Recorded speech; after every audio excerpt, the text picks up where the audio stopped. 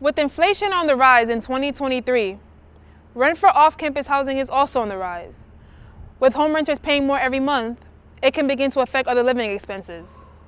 Residential student Annabella Mealy explains the effect the increase in room and boarding has on her financial aid. Well, the room and board has increased a lot.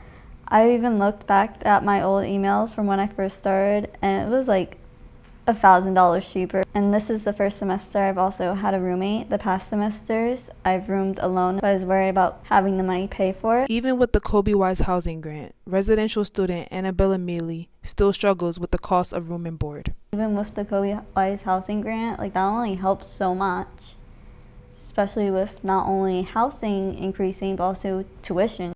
Commuter student Susie Kotoku says that she is also seeing an increase in rental costs this year. When I moved in, it was about $650 a month, but now it's about almost $800.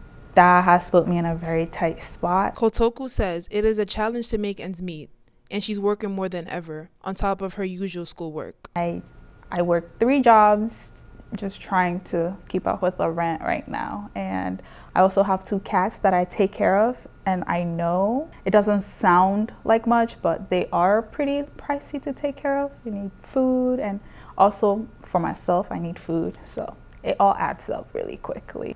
If you have any questions about a possible rent increase, be sure to speak with your landlord.